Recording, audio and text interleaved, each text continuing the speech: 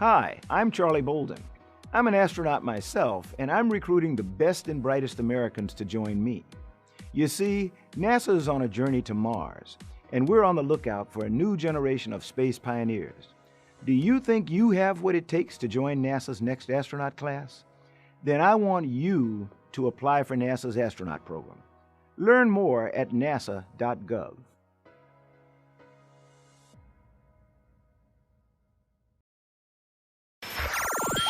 Wherever you are, make it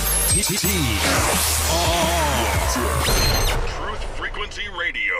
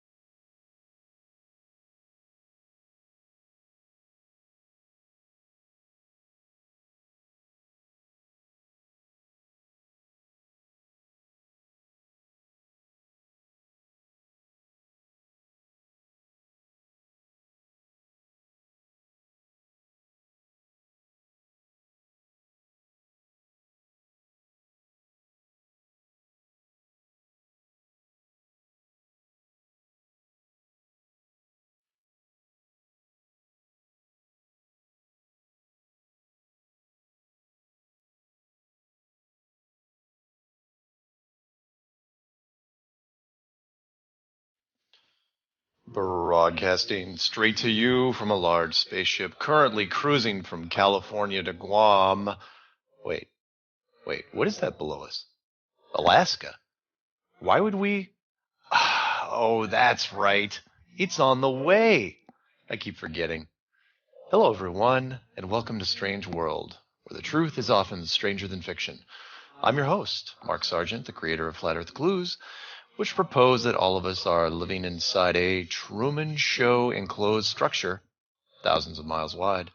Check it out at enclosedworld.com or just Google Flat Earth Clues. If you can't find it, then you probably have the IQ of an oven rack. My good friend and personal wingman for the show is Jonathan from Jersey. How's it going? Here's Johnny. I thought you were going to say. Really? Well, you were serving it up. I kind of was, wasn't I? What's going on, man? That's a Tonight Show reference for those of you who are too young to remember who Johnny Carson is. Wait, not the Shining version. No, not the Jack Nicholson Shining version, which was directed by Stanley Kubrick. Yeah, that's right. Yeah, and was the inspiration for the documentary Room 237 and Kubrick's Odyssey. So there you have it. A couple quick shout-outs. First off, a quick shout-out to Ted Toth. And why I'm mentioning him is because yesterday afternoon, shortly after a show I had just done, I received my first flat Earth clock. A big full-size flat Earth clock with a AE map, the azimuthal equidistant map in the center of it, and that is now hanging on a bathroom wall. Currently, I thought it was really cool, and it's really the first generation flat Earth clock, because there are other generations of this thing coming out, and some of them are going to be really, really cool. But hey, you know what? He was the first to market, and good for him. So if anyone wants to look up flat Earth clock, Ted Toth, I think his YouTube channel is called Delta 9. So Delta and the number 9. I don't know if he's actually selling them online. I was looking, I couldn't find them, but hey, good for you, Ted. Wonderful. Getting out there in time for Christmas. Not for nothing, but I think flat Earth watches would do really well because they're flat and round, like old school. Also, yeah, I bet you. You know what? Excellent point. Flat Earth watches. Anything flat and round. Flat Earth commemorative dinner plates. Wait, speaking of, because I remember on the Flintstones they had sundial watches. Would a sundial work on the flat Earth? Yeah. It does. Okay, just asking. Yeah, it's a trick question. Of course it does. Of course it does. There's only one way to answer that question. Everything still works on a flat Earth. No, it doesn't. That's really weird. So why does it? Although, if you're going to throw that out, again, I'm going to use the blood moon thing. Because how does a blood moon work on a flat Earth? Because technically, if it's flat, there should be no Earth between the sun. I'm really surprised more people don't hit me with that. Because it's like, don't you even know how a blood moon works? The Earth has to be between the sun and the moon. But if it's not, then how does it work? Well, then that means the moon is artificial. The moon's entire display system is artificial, like everything. So there you go. Also like to remind people, even though we are still a full month out, that the upcoming debate on the Art Bell show with Stanton Friedman, me versus Stanton, mano y mano, is coming up. I'd like to give credit to, of course, producer David Rubini, who conjured the whole thing up nearly out of thin air. And since it's a month out, and I know Stanton's getting up there in years, if he actually doesn't make it because he suffers some sort of major heart attack and dies, I know that it is not my fault. I'm actually really, really want to do this with him. But I'll probably have like 3 or 4 more interviews before then. So, Can I give out a quick shout out? Sure. Jonathan Vincent in Oradell, New Jersey. A friend of me on Facebook, and he's all about the flat Earth. And he's trying to organize a meetup out here, so I might go meet up with him. Oh, cool. Yeah. That's awesome. East Coast meetup. Should we open up the phone lines as well? Ooh, that's a good idea. Let me get that going on while you're okay. While I'm saying hello, serving up the phone number to the phone lines, anyone wants to call in, and you know what, debunkers, please call in as well. I'd like to thank a debunker group that got drunk and decided to make a little YouTube program and dedicate a chunk of their show to me and called me all sorts of fun names. It's fine. I welcome debunkers, but hey, don't use profanity. Don't be mean. Because remember, no matter where you go, there you are. Right on. Yeah. That was taken straight out of Buckaroo Banzai. Buckaroo Banzai. That's when he was talking to Penny Pretty. Because they were yelling at her, calling her names. He's going, hey, hey, hey, don't be mean. I love that line. Anyway, so the phone number to call in to rap with us about anything. And by the way, if you're a debunker, you're calling in, you're not going to get cut off right away. Probably not. I mean, yeah, you'll probably get cut off, but you're not. We're not going to just stomp on you. No, only if you're a belligerent jerk. Yeah. Remember, people keep forgetting I was a debunker for 9 months, so I don't think most debunkers held out as long as I'm stubborn when it comes to that stuff. Anyway, the number is 1-866-37-TRUTH. That's toll free on Truth Frequency Radio. Real people, real radio. Or 866-378-7884. Because you know what? I don't like looking at the keypad and trying to figure out the letters as well. I mean, 37-TRUTH, that's catchy. But it's 378-7884. So. And the phones are up, so we're good to go. Excellent. What we're going to talk about first is somebody sent me in a statement to read.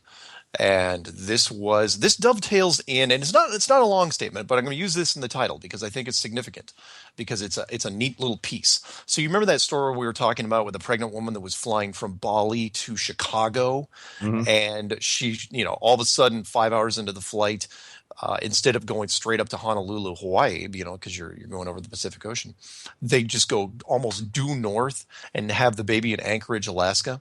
And it didn't make any sense. The major news networks covered it. It's like, oh, what a wonderful story. A woman has a emergency child in Anchorage, Alaska. But no, what was interesting was that on a flat map, it was almost a straight shot that Alaska was literally on the way. Right? And I thought that was interesting. And how does that tie into what we're talking about right now? This letter, this is anonymous unless he gives more. And the reason why I'm kind of heading up with this video is because this guy's gonna dig into it more, and then you said you might be able to add, but you're gonna stay anonymous, I know, on this one, Jonathan. But anyway, so my name is blank, and I work with this company as a senior customer support in international trace department. Okay, I have been following your work for some months now after finding Eric's work. First, hope he starts unifying instead of dividing. Listen up, Eric. Anyway, my job is to help customers if they have any issues with their shipment stock, mainly in customs overseas. So I had this situation with a package going from Guam to Oakland, California.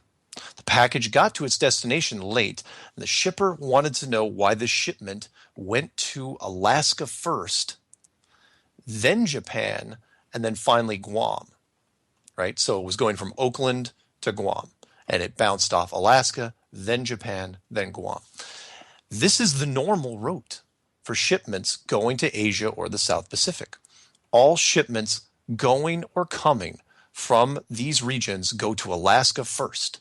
She couldn't understand why the package didn't go from Oakland to Hawaii, which all of us, that's where I would have done. So Oakland to Hawaii, then Guam, as the globe map will show. Common sense, right? Mm-hmm.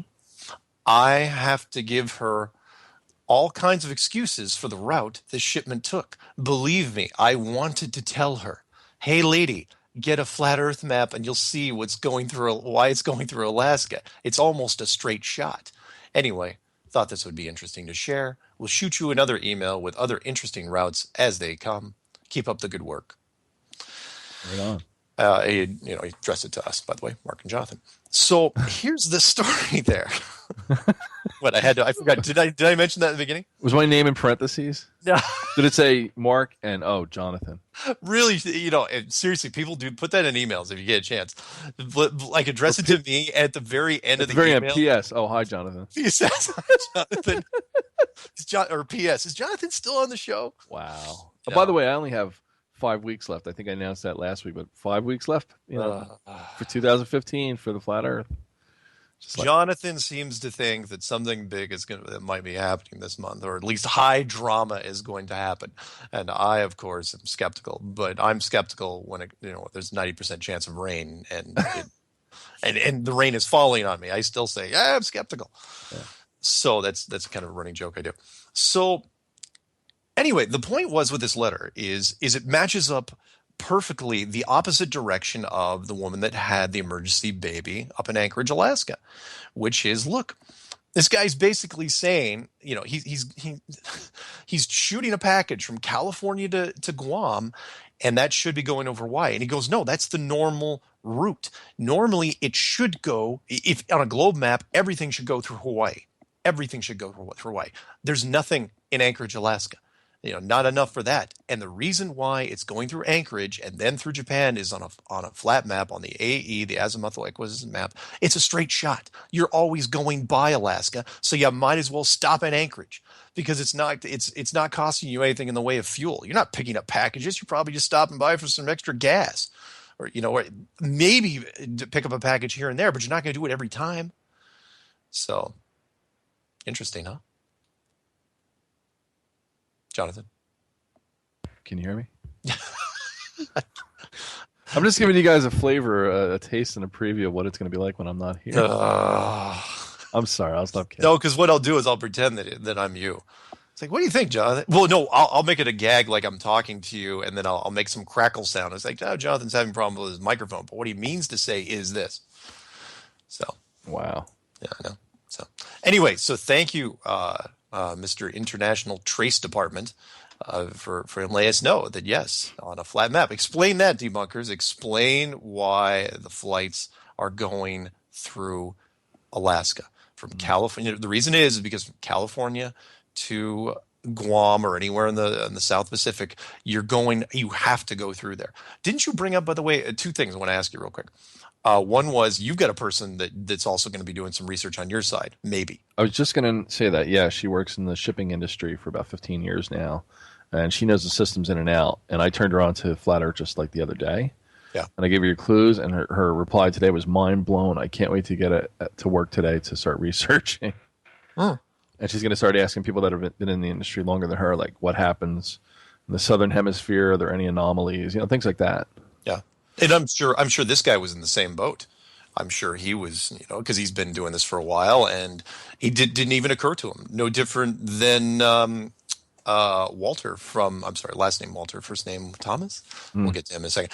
From the flight instructor, where he said that, yeah, he'd been a pilot for years, and all of a sudden, once somebody puts this bug in his ear, oh yeah. Why? How did I miss this? How did everyone? That's everyone's really big response if they're in any sort of industry that's tied to this in some way. It's like, how did I miss this?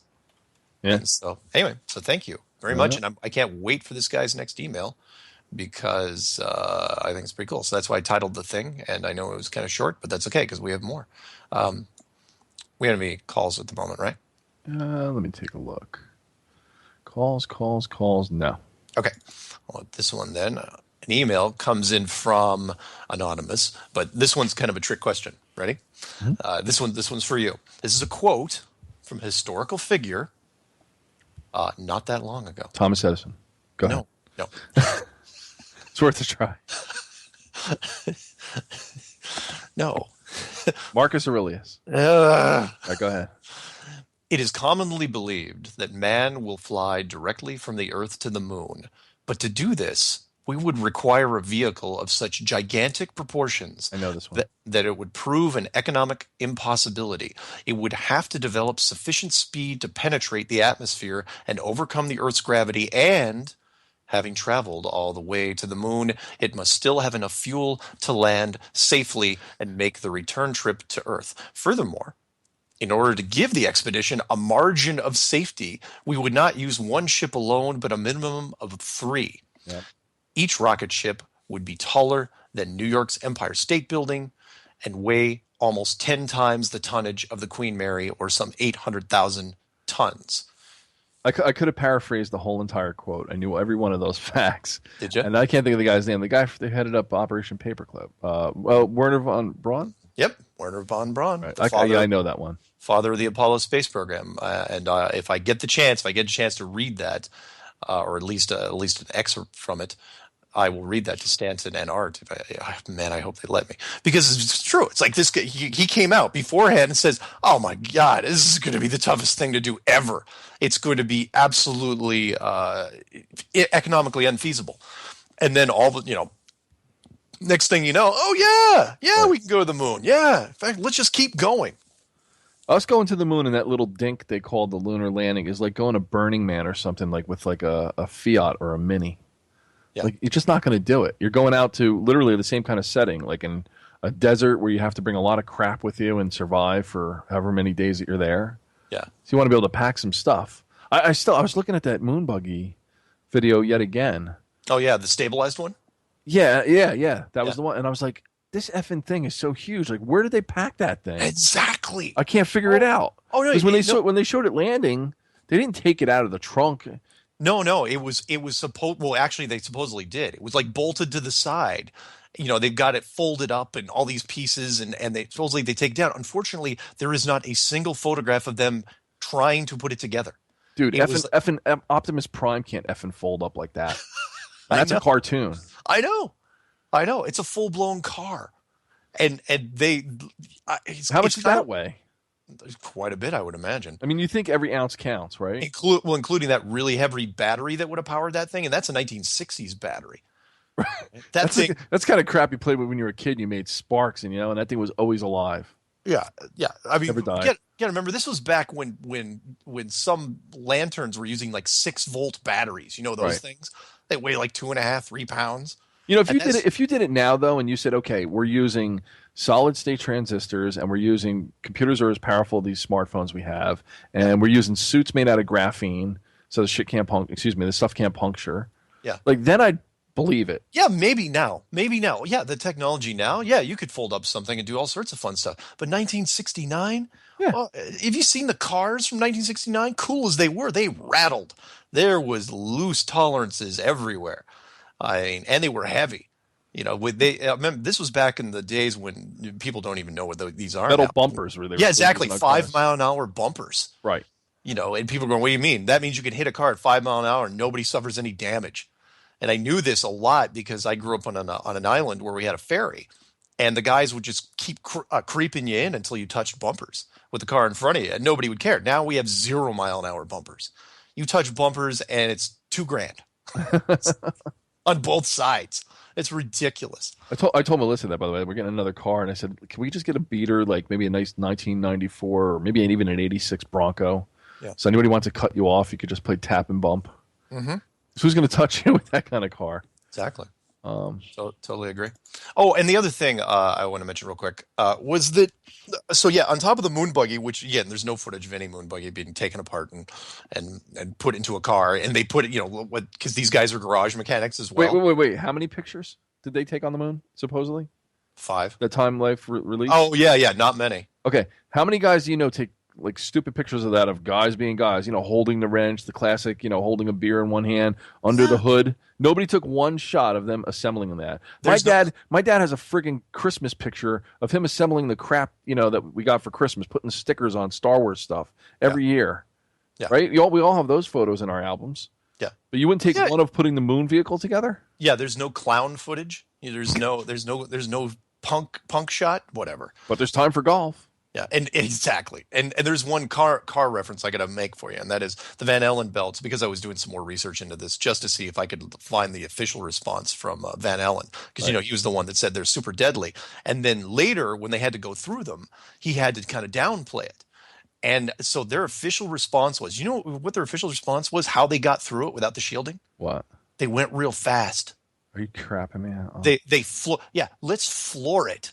What's the worst thing that could happen? Let's just floor it. Just go, right?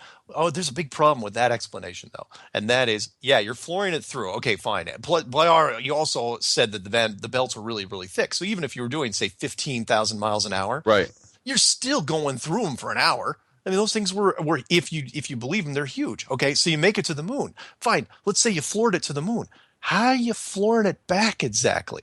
You got no rocket to speak of that's of any decent quality. Right. So then you're going super slow. Plus, you don't want to go real fast heading towards the Earth, because that's home. You got to slow it down. You got to take it nice and gentle. We should do like funny videos, because I love doing. I make videos, and I should do one of them in the moon capsule. Yeah. Like, I don't know, man. There's radiation head. Let's floor it. And then they're looking at each other, right? And the thing's rumbling, and then they're like, guys, do you taste that? And then like my tongue is going numb, and it's like metallic, like they start feeling. There you go. From the radiation poisoning. Yeah, exactly. Anyway, okay. So let me punch this other thing real quick. And then you got a call after that. Okay. Hi, Mark. Thought you might find this interesting interview with the artist who creates Hubble pics. So go to just ideas.ted.com, and it's called Gallery, the Art and Science of Space Photography. You won't be able to miss it. And if you can't find it, just email me and I'll shoot you the link, or maybe I'll put the link in the description. I'm not sure yet. But yeah, there's a guy that actually helps make the Hubble pics. Why would he have to make the Hubble pics? Well, look at the link and find out. Anyway, we have a call. So who do we got? Someone from Fairbanks, Alaska. Wow, cool. Yeah. Hit me. What you got? I don't know. Who is it? Hello? They're there. Alaska, are you there? They're playing with us. No, they're not. No, seriously. We're linked in. Are we? Yeah. Can you hear us? Alaska, you got to turn up your microphone.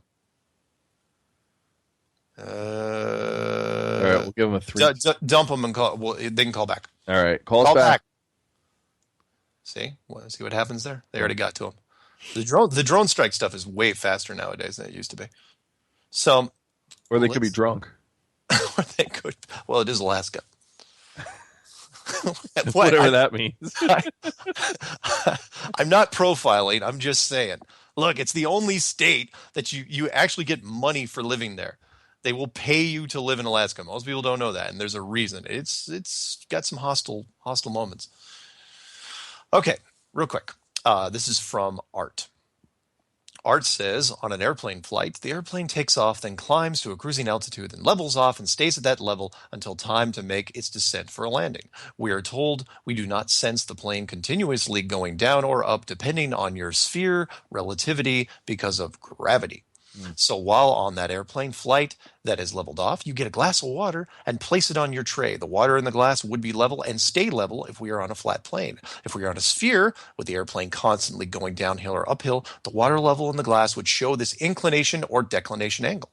Water in a glass will show this inclination declination as the plane takes off and climbs to a flight altitude, and then on the descent for landing. But once the plane has leveled off, the water is always level. Keep it flat. Art.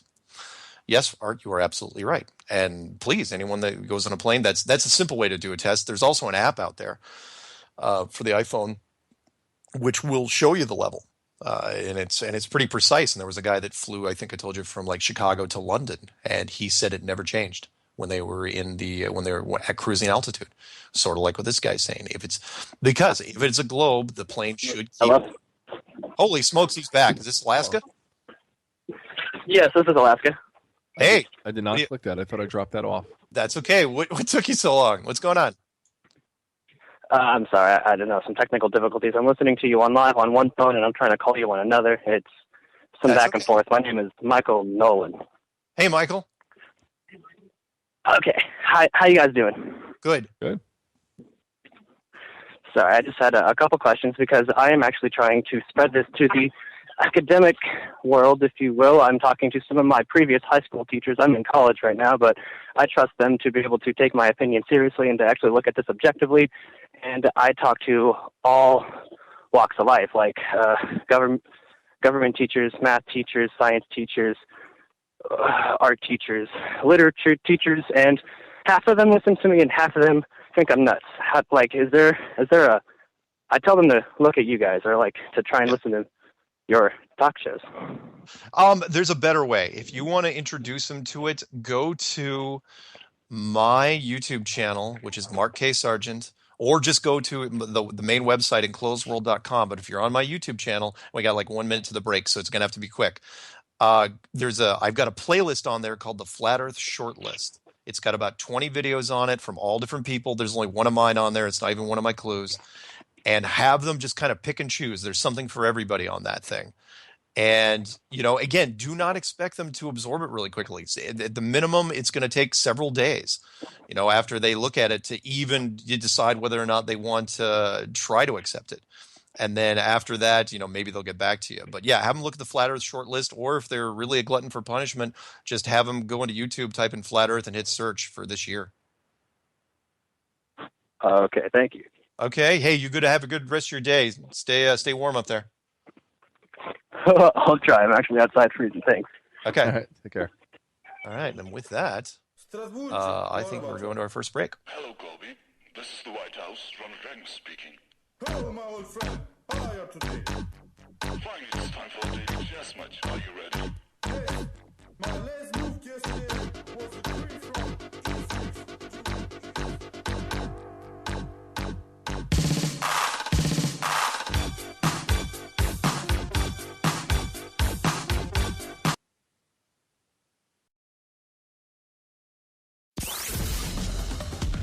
Freaky Friday with the Woo Crew. Fridays on Truth Frequency Radio.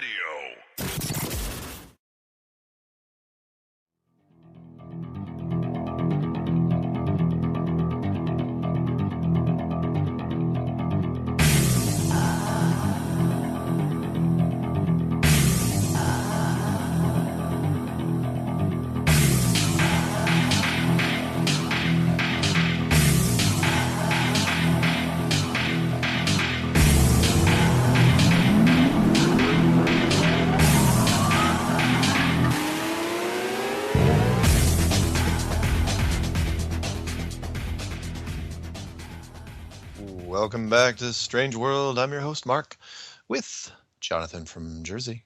Hey. So, you had a comment about Mr. Alaska that called in? Oh, yeah. No, if I was his professors, I would just fail him on principle. I'd say, you know what, kid, you're spending too much money on college, and you're going to flunk. Nice. Just for Nice. bringing up the flat earth and challenging me. He's not the... I'm just kidding. Jonathan, the worst collegiate professor ever. Why'd I get an F? Because I can. Any questions? Yeah, I have a... Shut the hell up. Next. All right. Yeah. That's a ripoff of Dennis Leary. It's 1993 Cure for Cancer tour. Oh, I was thinking the end of that movie, The Perfect Girl. What is it, The Perfect Girl or something like that? The kid films a movie, and at the end, the guy's taking calls from the audience. You know, people are like saying stuff in the audience. Yeah. And he's like, shut the F up. Next question. Again, Dennis Leary, I think, before he had his first kid, he had I thought it was one of the best comedy routines ever. He was brilliant. Yeah, Dennis Leary, no Cure for Cancer. Look it up if you get a chance. Mid-90s, brilliant. I thought he was great in Demolition Man too. Like when they picked him, it's like, how do you tap that guy? But then he was hot back then. Oh yeah, 94. he was really hot. I mean, he's still got it now, but that was when he was on fire. I think he got burned out on politics though, because you know he was into kind of the conspiracy edge before anybody else. Yeah, he should be on Flat Earth now. Oh, that'd be awesome. Imagine him with a rant on the flat Earth. Oh, With that, remember he used to do those things on MTV? Oh, Those yeah. monologues. yep. Ooh, Yeah. that's an idea. Yeah, there you go. Anyway, he's not the kid that called from Alaska. They want to talk to his high school professors. I'm getting quite a few academic reach outs recently, which, in fact, there's one guy who's going to try to get a hold of his college professor, and he wants to Skype me live in the classroom to where I'm going to be debating his college professor. Now, his college professor isn't a astrophysicist. He's a mineralogist. Uh-huh. So, geology, basically. So, sure, why not? I don't care at this point. I've heard all the questions. So, anyway, back to seriously, throw them at me. I'm getting. If it sounds sometimes like I get irritated, it's because science can't even throw me a new question. I haven't gotten a new question in a couple months. No offense, if I was paying for my kid to go to college and they came home and said, "Dad, we were talking to this guy who believes the Earth is flat," I would call the administration and say, "I want my goddamn money back." I would find out who you were on YouTube. Like, are you kidding me? See, killing me. You're just killing me. I'm sorry. All right, this is from an email comes in, by the way, the mailbag that was left open yet again on my secretary's desk. She went home for the evening, and I just have to rifle through it. This is from Peter Etches. And he says, "Hey, Mark, thanks for your great work. I recently gave a PowerPoint presentation about the flat Earth and offer $5,000 worth of landscape artwork to the first person who could prove the Earth was a spinning ball orbiting the sun. They could not use photography, theories, or math, only real science. I have challenged a professor at the university. No luck yet. My question is, has anyone ever really bothered to seriously challenge you, or is anyone else on your level?" Well, thank you for the compliment, Peter. Look, I'm not a PhD. I don't even have a master's. But what I'm saying is it's all a level playing field. It's a flat playing field. If the science behind most of the physics and the other physical sciences out there, it was based on a bad foundation. That foundation being that the Earth was a globe. So no, nobody's come forward yet. I'm still waiting. I mean, look at the Art Bell show that's coming up. They had to grab Stanton Friedman because they couldn't get an astrophysicist to come forward. And most of it, let's be honest here, most of it is because they are published. They have multiple letters next to their name, and I know several PhDs, and they tell me that. They say, look, it's the amount of education that they have. They don't want to risk it by being, they would be criticized harshly just for even showing up, regardless how the debate went. Even if they showed up, it's like, what are you doing? You're in a flat Earth debate? Get out of here. You're never getting published again. One of those things. So anyway, Peter, thanks. Hope you don't lose $5,000 worth of landscape artwork, but I don't think you're in any danger whatsoever. So there you have that. Let's see. Niv writes, "Hey, Mark and Jonathan, I enjoyed watching your show and really dug the flat Earth clues. Thank you. I ran into this video, also site, explain how Apollo missions went through the Van Allen radiation belts. Remember what I was just saying? Thought it would be handy info for you if you'll debate this issue, the video and the site." And this was the one, this is the guy that sent me to the link that basically said that their answer for getting through the Van Allen radiation belts was, floor it! Just hit the gas! What's the worst that could happen, right? I mean, honestly, here one more problem with that, and that is, let's say you did make it through and back, and that thing, fine, the astronauts didn't suffer any damage, which would be impossible. But by the time you got down to the water, when they splash, the splashdown, that capsule would be just glowing, with radiation. The frogmen, what are you going to put on the frogmen? You going to put a lead suit on the frogmen so that they go up and pull the astronauts out? How's that going to work? Frogmen are going to sink. They're going to die. It's going to be awful. So no, not buying it. Clarification on last week's Brian from Canada question. Remember the guy I think I told you about, Brian from Canada, who calls me from time to time? Very nice guy, Brian. Oh yeah, yeah. And his brother Ron. They were the plumb bob experiment, because he was kind of delving into how flat was it and were there warps. And when I said the plumb bobs were actually kind of pointed in toward each other, actually they were kind of pointed outwards. But either way, a gravity well, a modular gravity system. Not that tough, but I thought I'd clarify that, because he actually called me and says, I think you meant to say they were spread out. And you're absolutely right. I misread that. I said come together, and it was actually come apart. Right?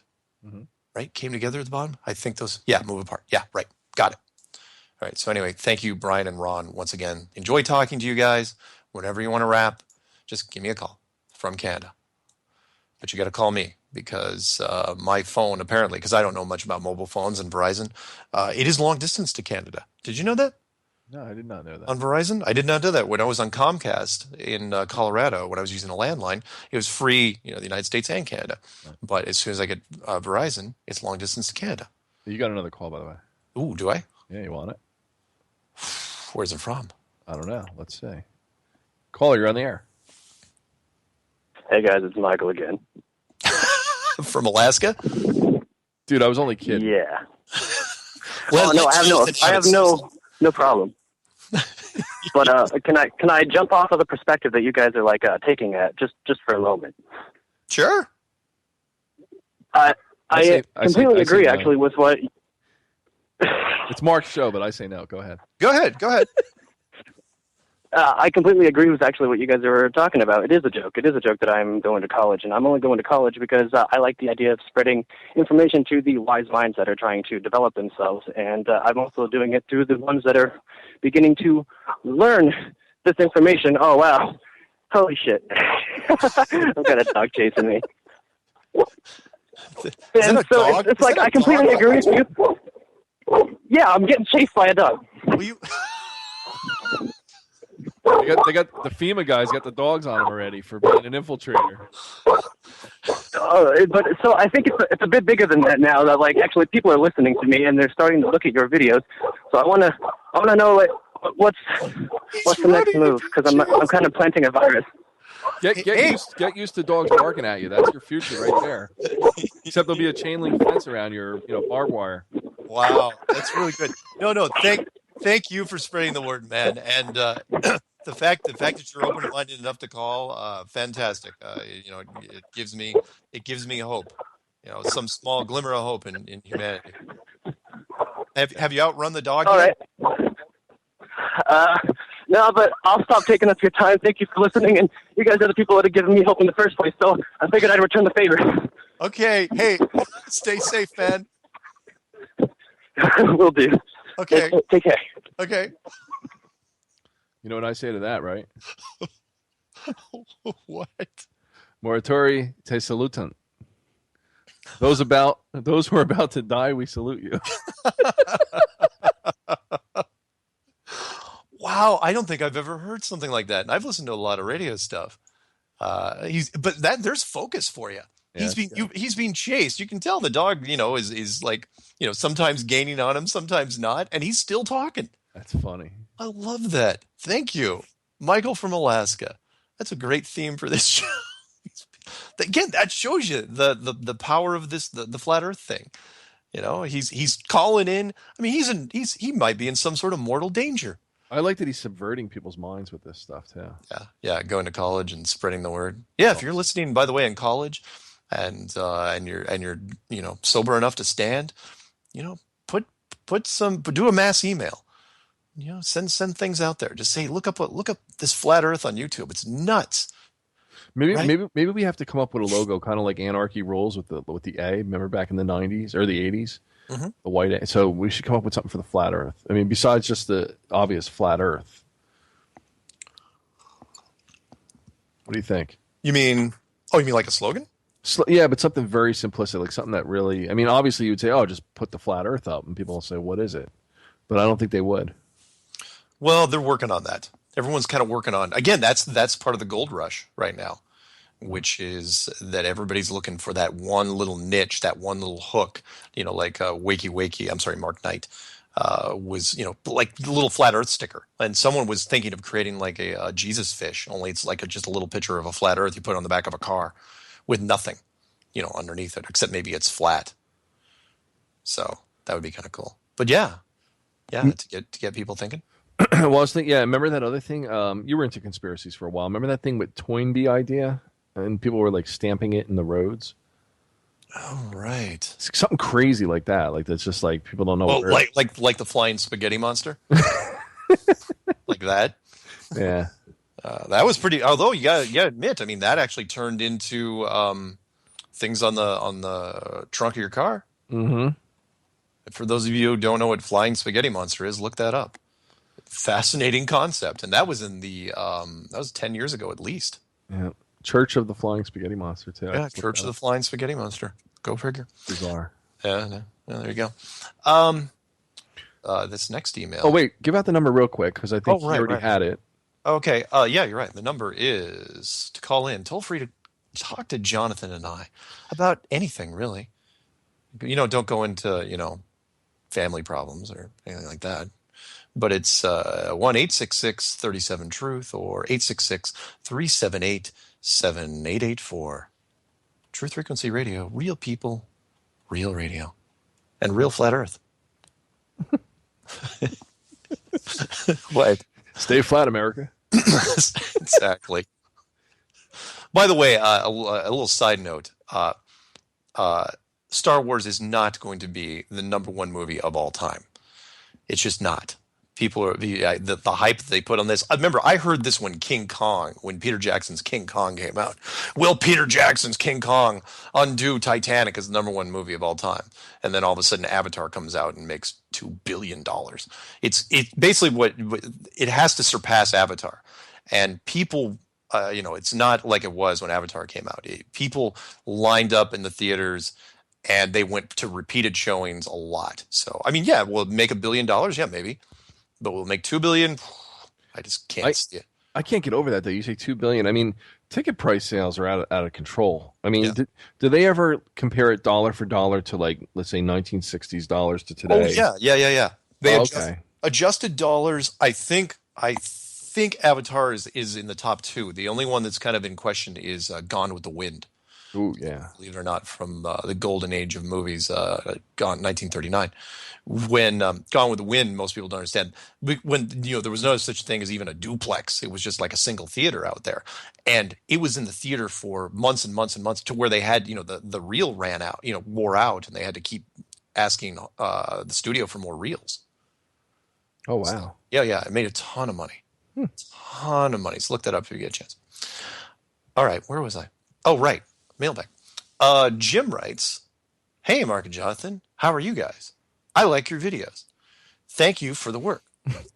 One thing I was noticing is whenever I talk to anybody about curvature or lack of curvature, like seeing something 60 miles away, I keep getting hit repeatedly in the neck and shoulders. No, that's not true. He didn't say that. Neither they nor I could rattle off the calculation for curvature of the Earth. Seems like it would have been a pretty reasonable thing to teach in school. In high school, we were taught to calculate the gravitational pull of the moon from the Earth, etc., in practical calculations, unless you're going to be working at NASA. But something completely rational, if we truly lived on a ball, would be the curvature. I don't know if it justifies another clue. It's somewhat similar to a clue number one, where it's just odd that it was never taught in school, similar to no movies of the moon landing. Odd in its omission. Well, even searching on the internet is not easily found. But if they did teach, of course, the jig would be up soon. Best regards, Jim. Anyway, sorry. I was just going to say, maybe you can do like a Flat Earth Math 101 and then put all the calculations in the one video that people need to have handy. Yeah, I might as well. I don't know how many calculations are there, though? Other than the 8 inches per mile squared, what else do we really rattle off? Try to think. And for those of you who are listening for the first time, it's 8 inches per mile squared if you believe in the globe model. So that's 8 inches times every mile times itself in parentheses. So if it's 2 miles, it's 2 times 2 in parentheses times 8 inches. And then 3 times 3, 4 times 4, and so on and so on and so on. So what happens is like 50 miles, that's like, between 16 and 1,700 feet of curvature. So technically, you should not really be able to see any physical man-made structures at 50 miles. And yet we do. And then some, like Sean McCrary, painting very low altitude battleships at over 60 miles with a 2-inch radar beam. So there you go. Yeah. These are the things we talk about. Let's see. A few new proofs. Okay. I got one for you. I'm not going to be able to pronounce his name real well.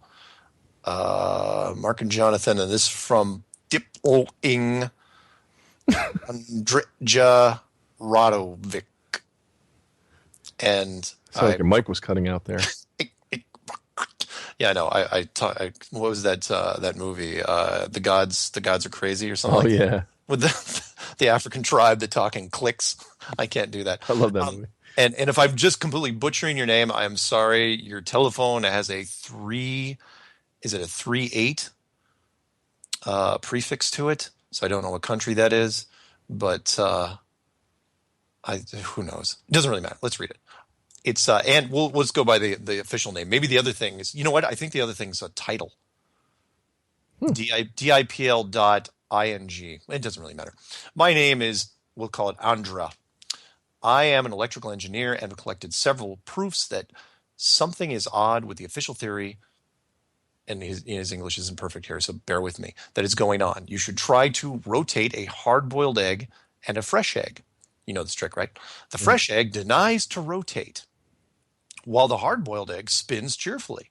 So the rotation of the globe with its liquid core and oceans is duly impossible, right?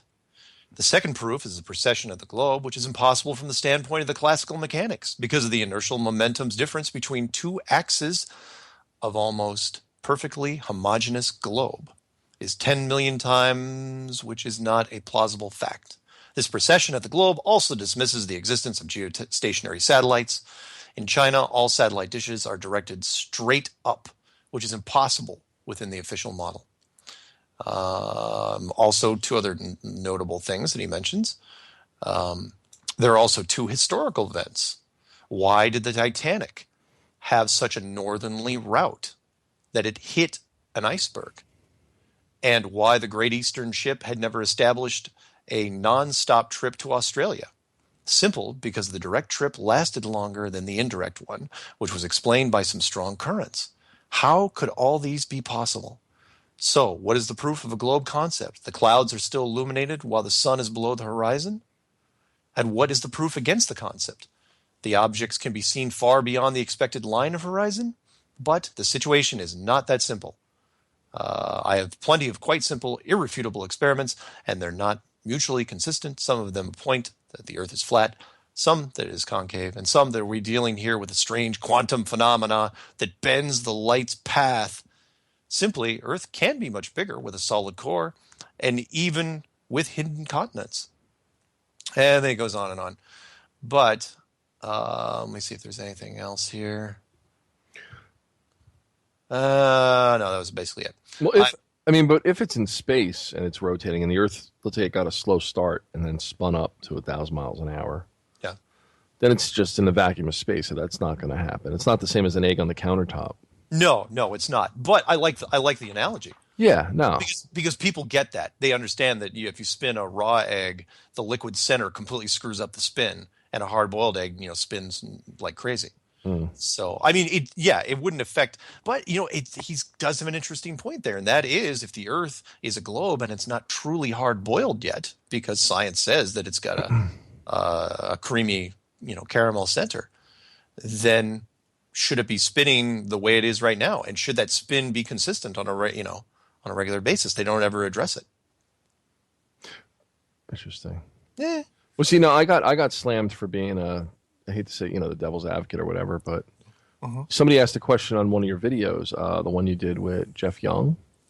Yeah. And he said, bring up the debate, trillions of tons of water held on a round ball.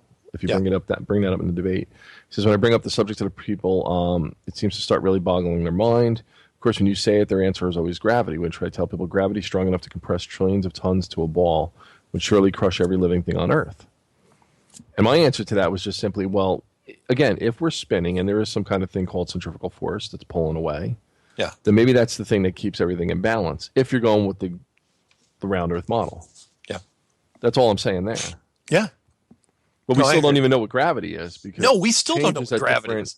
Yeah, it still doesn't make sense. If I get in debate and I have to change, part of my monologuing now, because I'll say, look, fire burns, water is wet, and if I drop this pen, something is pulling it to the ground, right? Mm-hmm. Science calls it gravity, but they don't know actually what it is. They have no freaking idea. It's just a theory, no different than the center of the Earth.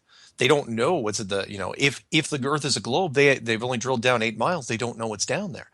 But people don't like question marks. They don't. We're hugely curious, but we'll take any answer as long as there's a consensus to it. And so when enough scientists agree, it's like, well, it's a liquid molten center, then that's what people have to, what else are they going to go with? That was the best thing they had. So, there you have it. Here's an interesting one. This is in response to your show, actually. Hey, Mark and Jonathan, that was an excellent show you did about the Freemasons. But I'm curious why you left out Albert Pike's prediction of all 3 world wars. I think it's worth mentioning, considering what's currently happening in the Middle East. After reading these predictions, now I know Adolf Hitler was simply a Freemasonic player on the world stage. Makes me wonder why Eric Dubay is making him out to be some sort of champion against the Jews. And this is from Shenmue Dojo. Thank you, Shenmue. Okay, I did not mention the Albert Pike prediction, mostly because we didn't have time. We only had 2 hours to cover basically all of Freemasonry, and there just wasn't enough time to pack it in there. But Albert Pike, do you know about the predictions about Albert Pike? No. Really? He wrote some letters, and I can't remember off the top of my head who they were addressed to, but they're in some library right now. I think they're under glass, where he was basically talking about how the New World Order is going to go down, how it's going to happen, and it's going to take time. Basically, he was laying out a kind of a blueprint, basically laying out how the First World War is going to go, how the Second World War is going. You can do it in 3 wars, kind of like a chess. I'm gonna checkmate you in 3 moves, and he kind of laid it out. If you believe the story, and it's an interesting one, that he laid it out in 3 wars. He said you can create a new world order in 3 wars. And he laid out exactly what the 3 were going to be. But the third one was interesting because it went against, it was basically the systematic destruction of Islam. Yeah, it was, I just thought it was very interesting. I'll send you the letters if I get a chance. Yeah, But please. but yeah, that guy, yes, I did leave that out. I didn't leave it out on purpose. It was just that I was covering, I like doing the broad strokes. And Albert Pike's predictions, while kind of interesting, didn't really go into what I was touching on with the whole flat Earth and how the Masons knew and all that. But no, I wasn't leaving it out on purpose. In fact, I will send you right now, Jonathan. I will send you the link for later. If anyone can look it up. You don't have to look very far. It's just Albert Pike prediction letters. Albert Pike 3 World Wars. Blah blah blah.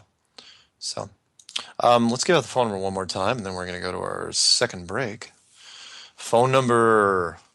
Truth Frequency Radio, toll free, 866-37-TRUTH or 866-378-7884. Operators, well, topless nude operators, no, really attractive, leggy operators are standing by. I was going to say, I am topless. I'm not nude, but yeah, I'm topless right now. Seriously? You're not sitting in your underwear, are you? No, and I'm wearing flannel pajamas. But they have skulls and crossbones on them. So it's like a Christmas Story, only with like a death metal angle to it. Oh, by the way, that video you sent me, that had a great beat to it, man. I cranked it up 3 times. Yeah, I know. I'm thinking of using that as the intro for the next episode. What do you think?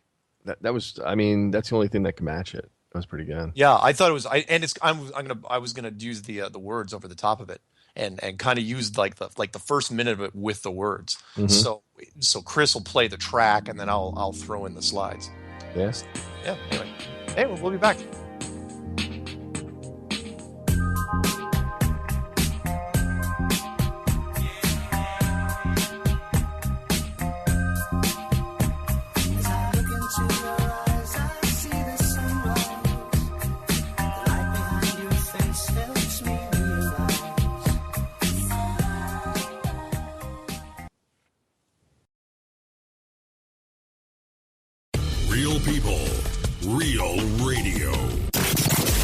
wherever you are. Make it TFR. Truth Frequency Radio.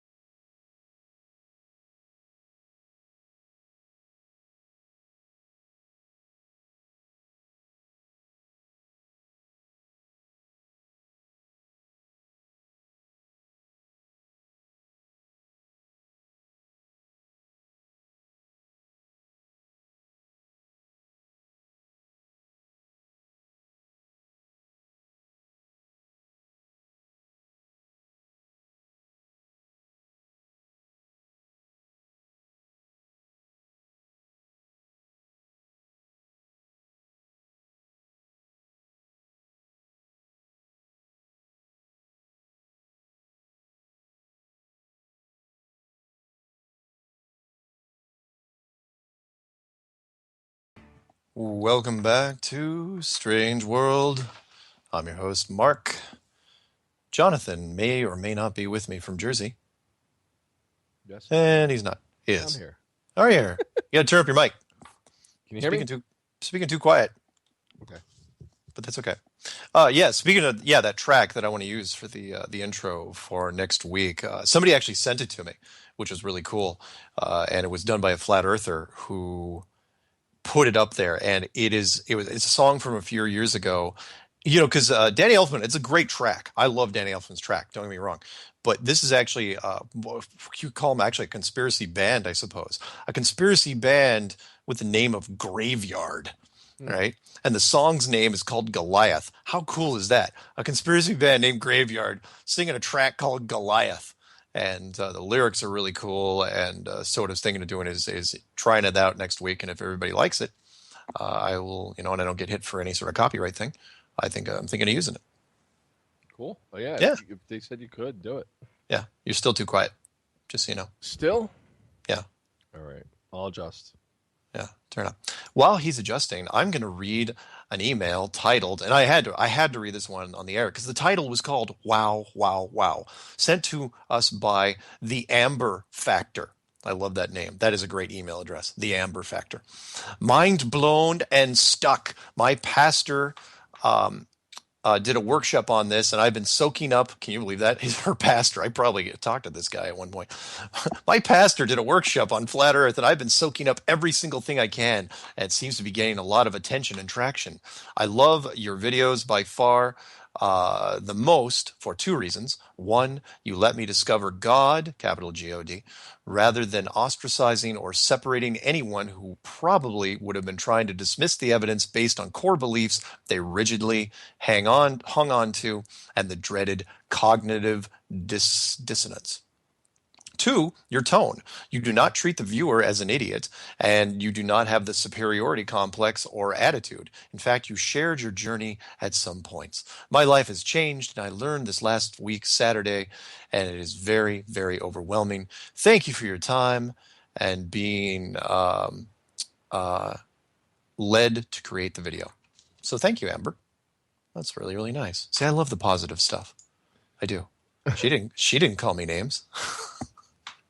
She didn't call me an effing idiot. And can you hear me now, by the way? I can. All right. Can I say one thing now that you can hear me? Gee, I don't know. 1-866-37-TRUTH, 866-378-7884 to call in to Mark and Jonathan. Hey, that was pretty good. It's almost like you could do your own show. All right. While we're waiting for a call, because we get so many emails. This is one from Justin. The email is titled The Outer Edge, and it's very, very short. I'm finally convinced. Now, how can we turn the page in history with so many that are blind to the truth? By doing what we're doing right now, man. By doing what we're doing right now. Just spreading the word as fast as you can to as many people as you can, but be careful. Do not alienate yourself from family or friends.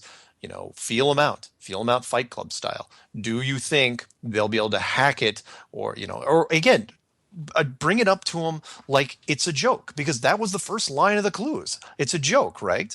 It's not real. It's ludicrous. It's madness. It's insanity. Bring it up like that. Is it a joke, though? That's what I tried to prove for 9 months. Some people will take much less to pull that off. So thank you, Justin, for asking that question. Pretty cool. Yeah. Carol writes. What does Carol write?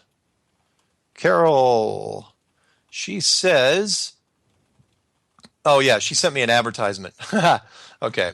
So, Carol Hester, we're going to remember, if you don't want your name being said, you got to put it at the beginning of the email. So if I get you in trouble, it's not my problem.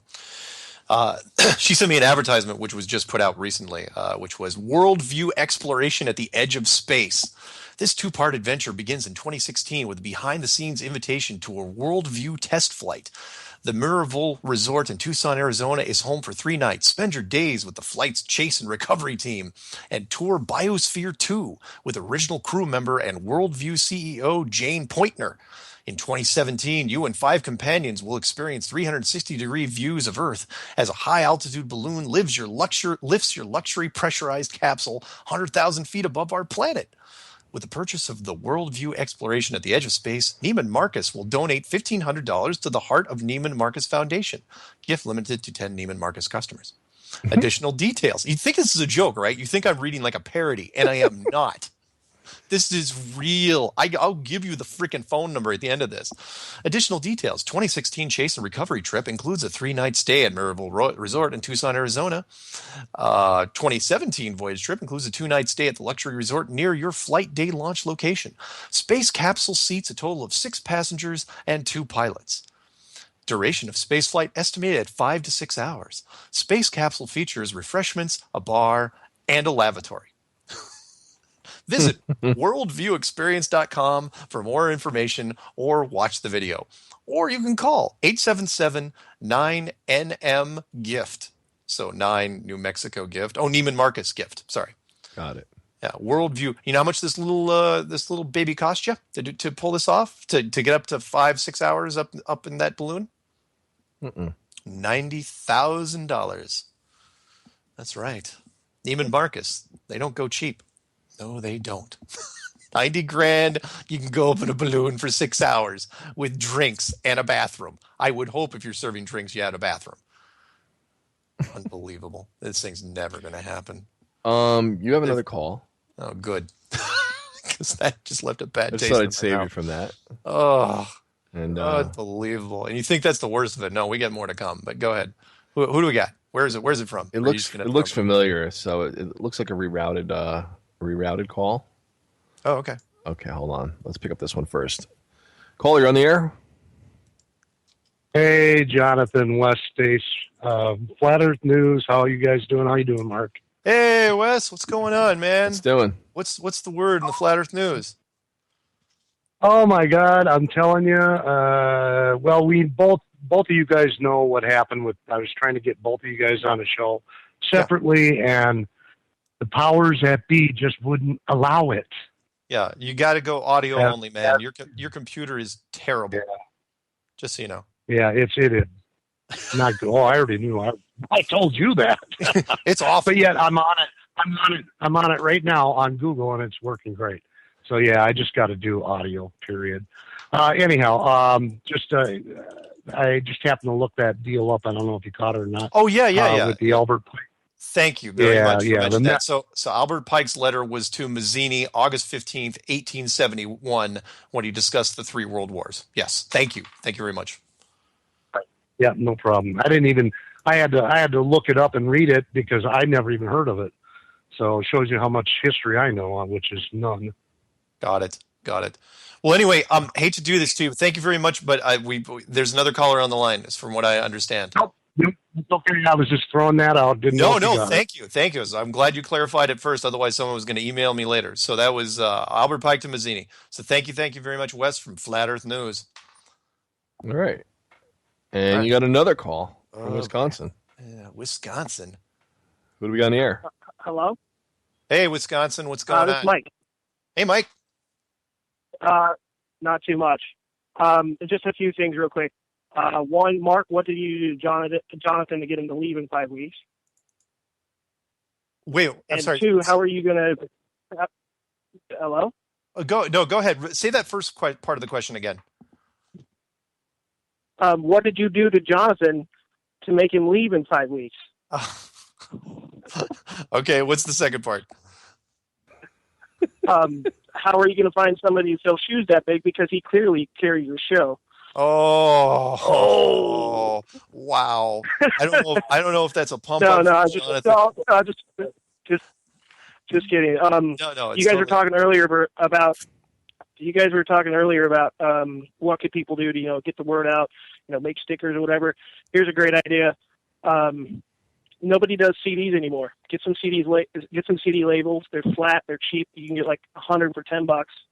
You could print out a QR code linking to a website, or just write on them with a marker, or print them out with a text link. Nice. And slap them everywhere. You're right, because you can get CDs for free. People are just waiting to give. You can pick those up at a thrift store, almost for nothing. And you could use CDs, or you could just use those. Yeah, I know exactly what you're saying. You could put the stickers in the CD and just leave them places. You don't even have to put anything on the CD. As far as data, you don't even have to use CDs. You can just use the labels. Labels, or you use paper, cut them out, and use some tape and put them on a telephone pole like a missing dog sticker. Nice. I like it. That's good stuff, man. One more thing. Your upcoming debate, or without giving any spoilers, unless you want to. Okay. Are there just a couple main points you're going to hammer home? Do you have a plan of attack? I'm going to go after the basics. I'm going to stick to the bread and butter, because I'm going to assume that Art Bell is not going to be neutral on this, and he's going to go straight with the science thing. And I know that he and Stanton are going to claim that NASA is absolutely legit, have never told a lie in their life, and that the United States government is completely legit as well. And if they go one way or the other on that, I'm ready for them. So that's what I'm going to basically counter. I'm going to attack the moon. I'm going to attack NASA. I'm going to attack the ISS, and try to stay away from the fringe stuff. And we'll see what they do. I've got my spiel. I've been doing it long enough now that, I would hope that if Art wanted to play fair, that he would let me run with it a little bit. And I like Stanton's work. I'm a big UFO guy myself. So, and he's the premier UFO researcher in the world. So, I hope there's respect given on both sides. That's all I'm hoping for. You think it might be a perfect time to drop your ace in the hole, your secret clue you haven't released yet? Nah, no, no. I'm not wasting that thing on Art and Stanton. No, but thank you very much for remembering that. And thank you guys. Yeah, thank you, man. Thank you. You have a good day. That was a good vote of confidence. I mean, like I said, there's only 5 more episodes left in 2015. That's it. You're killing me. That's it. You're killing me. Oh well. But hey, you know what? Maybe we can have a contest or something. I don't know. We'll see. Who can fill the spot? Oh, dude, do like a Johnny Bravo, like a Johnny Bravo vest or something with a flat Earth patch on it. Yeah, tell you what. I do not. No, it's not that Jonathan says that he's leaving.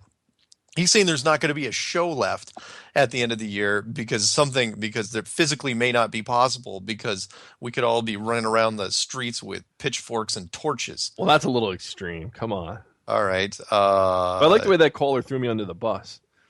He's like that guy you go to lunch with at work, and you're just kind of like bad-mouthing the boss, saying, F this place, I'm leaving. Yeah. And then you come back, and everything's fine, and the boss says something, and he's like, what do you care? You're leaving in a few weeks. Everybody kind of lifts their heads like, what? Nice. And it's like I didn't even have that discussion with the boss yet. Nice. Ricardus Bernica writes, hey, Mark and Jonathan. Just wanted to say well done and really like the radio show. Just wanted to point out a few things I noticed myself about this topic. I just recently came back from holiday from the Canary Islands near Africa. From Lanzarote Island, with a perfect weather condition, you can see Africa, shores of Morocco, which are 120 miles away. That's the first point. Why the ISS doesn't provide any video with meteor showers. Don't they have a front row seat with the best view? 3, I tried to use GPS in the plane, and it didn't work in the air. As soon as I landed, it started to work, though.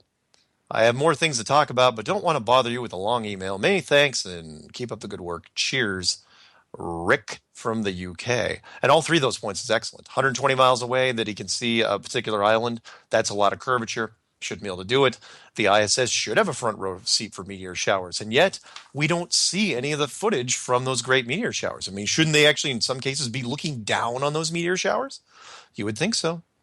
And then the GPS thing, yeah, no surprises there. Although there was somebody that was on another show recently that says, doesn't he know how GPS works? Of course, there's no coverage in the southern hemisphere because they don't have radar stations to help triangulate the 24 satellites that are supposedly orbiting around. And I'm going, if I built a system that used 24 satellites that circled the globe on regular basis, I would put barges out there. I would put ships out there. It's the DoD. They got money to spend. It's called a global positioning system, not a land-based positioning system. Or better yet, why just take the globe? Just call it a PS, a positioning system. You don't call it a global system if you're not covering half the globe. Ugh. No, globe is incorrect, but planet is correct. You can say planet, but you can't say globe. Oh, so a PPS. A planet position. I guess it is a PPS, right? Yeah, there you go. But either way, it's look, if you have 24 satellites, you would spend the money to make sure there was no gaps in the southern hemisphere. You'd spend the money. It's not like it's a private, it's the DoD. They do overkill on everything. It doesn't really matter. All right. Let me see here. Who's this one from? This one's from Crit Kitten. That's a great name. And it's got a whole bunch of pictures. Everything on the list down there is a Rush for Land. Actually, I don't want to read Crit Kitten's thing because there's a lot of pictures involved. But thank you, Crit Kitten, for all the pictures. Tracing boards. This one goes into this was kind of interesting. This was based off your show that when we were talking about the Masons, the Masonic Flat Earth. Sure. And it was talking about the first, second, and third degree, and he sent links for people to look at different boards for the first, second, and third degree. Antarctica, you included in your slideshow the triptych I sent of the Rand McNally azimuthal, equidistant polar projections from 3 differing decades, all showing the flight paths and distances. You should note all 3 orient Antarctica towards the west, corresponding with the Master Mason board, indicating it is the egress point. Interesting. Ooh. Note that also that the NGA, the end-all, be-all of terra firma, have a how do you pronounce that? Penchant for canting it the same way. So he sent me a PDF on that. So the enclosed PDF should answer any other points about masonry. So I thought the compass things, I thought that was probably one of the more interesting things we looked at when we were looking at those tracing boards, were how the compass, the north, south, east, and west, what they were doing there in the first place, but they were not what we would traditionally see, where the north at the top, south at the bottom, east and west, they were turned sideways. Maybe that's a hint. Maybe that's a breadcrumb. So thank you, Michael. You get some cool mail. I do get some cool mail. I don't get any. Oh, here's one for you. All right, you ready? Yes. This one's a bad one. I read bad ones every once in a while when they amuse me, when they amuse my sensibilities. Hey, Mark, this is from Boy Flat Out. I've watched you and your merry men and women of deception for a while, and now I think I have figured you out. First, I thought that maybe you had watched too many bad science fiction movies and played too many computer games, but then I realized that you and your merry company are Luciferians, and that's why you are pushing this aliens made us bullcrap on FE community, on the Flat Earth community. But I'm afraid I have to tell you that you Luciferians are the most deceived people on Flat Earth. Lucifer, a.k.a. Satan, he's got a whole bunch of other names, by the way. You don't have to always use Satan, is not going to reward your efforts, nor is he going to resurrect you like you have been told by your handlers. On the contrary, you Luciferians are going to be tormented for 5 months by the demonic locusts that come out of the pit after the 5th trumpet, Revelations 9, verse 1 and 11. And Satan knows he is not going to win the battle against God. He's just effing with you. He is a created being, a tool in God's plan for humanity. And you may ask yourself, why am I doing this? Here's why. I thought you deserve a chance to rethink your position in a different light. Pun intended. By the way, hiding comments is an old trick. Best regards, Ibid. Well, Ibid, also known as Boy Flat Out. A couple things. First of all, I hid the comments for months, so I don't know what you're looking at. Jonathan convinced me to let everything go quite a while ago. Two, we haven't pressed a lot of Luciferian stuff on this show. Last time I checked. So what are you doing? Wait, because of the Mason show, you think that's what he's mad? Maybe. You know what? He's got me all revved up right now. Hold on. Does he? No. I read it just for entertainment's sake. You don't have to go after him. I was going to play something special for him. If you could just give me a second. Well, you got a soundboard thing you want to play? Oh, I'm hooking up the soundboard. Okay, while he's doing that, I could give you some other names that Lucifer goes by. The little horn, most unclean, son of perdition, the great dragon, the great deceiver, the father of all lies, the father of all sins. Where else should we go with this? Oh, how about Apollyon? That's always a good one. But do you have a sound effect for this guy? Let me see if I can get one for him. All right, here we go. This is the one for him. All right, hold on. Turn it up. I'm going to turn it up just for him. Here we go. Is dead. Satan lives. God is dead. Satan lives. Is that too much? What is that from? Rosemary's Baby? Oh, Rosemary's Baby. I haven't seen that in a long time. I don't understand people with that. Like, really? Yeah. Even just saying something like that. Oh my God, did you hear what they said? They hang on every word. They analyze every number, every second that you count down. When you say, we have 30 seconds. Like, oh, wait a minute. 30 is 3 plus 0 is. Yeah. On a more constructive note. So I imagine that's because of the Masonic show we did. And that wasn't even my show. That was your show. I mean, granted, it was us, but it was your show. I'm not taking complete credit for that. But wait a minute. When you discuss something, just to discuss it, like, see, even you have a guest on. Yes. And their views aren't necessarily your views. If you can understand that person, or it doesn't mean you condone it or take it on as your own. No. Right? A psychologist, and you go to a psychiatrist or psychologist, they listen, they understand where you're coming from. It doesn't mean they take it on and adopt it. Yeah. So I don't understand why talking about this stuff. Like, some people think that, oh, well, you're in league with them, or you're doing this, or you're promoting it. It's like the conspiracy world tends to go whichever way the wind is facing. And, in his case, he immediately thought that I was throwing up, some devil gang signs, basically. And it's like, no, man, that's not what it's about. Flat Earth movement is all about friendship, love and togetherness, truth and harmony. But God forbid thank God you're not a public figure, like you're waving and to people. And, oh yeah. 'cause then they take your hands and analyze frame by frame until, oh look, there's a sign of the devil. It's like, yeah, right.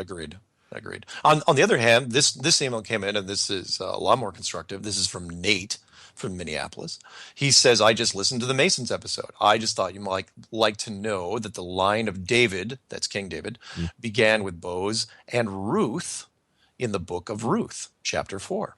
And that Joaquin, Joaquin, was the father of the Virgin Mary. So it could be that the human line of Christ began at Boaz and ended at Joaquin, also known as the two pillars, with the gateway in the middle, Boaz and Joaquin.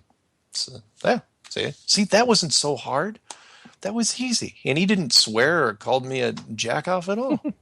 He didn't. By the way, you got a call, so hopefully that's do we? Well, let's make it quick then, because we only got a couple minutes to the break. Bring him in. And you're on with Mark and Jonathan. Hi, it's Sasha from Orphan Red. Sasha from Orphan Red, go figure. How is Vancouver? How is Vancouver, Canada treating you? Oh, the rains have come, so it's not as sparkly as it usually is, but it's refreshing. Let's see, a silver lining right there.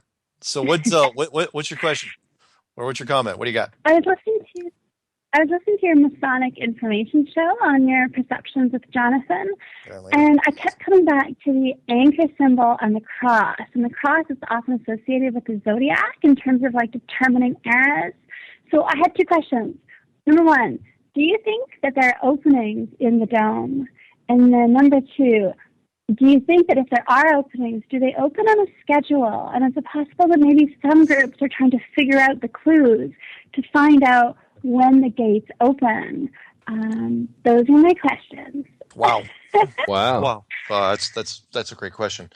Yeah, it's very possible. The first tracing board, which I looked at, had a ladder, a stairway to heaven, as it were, with it seemed like a star, or it could have been an opening at the top of that ladder. And those 3 symbols on that ladder, the cross, the anchor, and the heart at the top, could have been clues. You're right. It could be part of a key system, which is it possible that, if we are in an enclosed structure, there is a lock to this thing? And is it possible that the brass ring, the ultimate goal, the thing that everyone would try to strive for, is trying to get it open on their own? Opening the house door without the owner coming back, type of thing.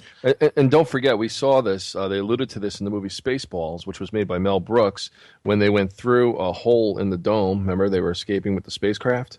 Yeah. And of course, he's Jewish, so it's a Zionist conspiracy that there is a dome around us and there's holes like you're describing. Interesting. Good question. Excellent question. I really like it. Yeah, there could be a key to this, and why not? Why wouldn't they be? If anyone would know that the key was there, the Masons would.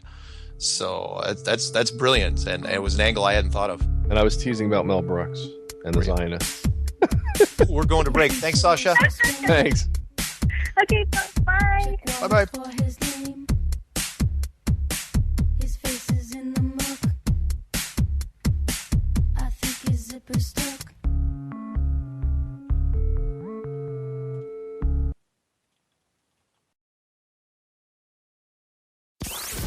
The Rundown live with Mike and Kristen, Monday through Thursday on Truth Frequency Radio.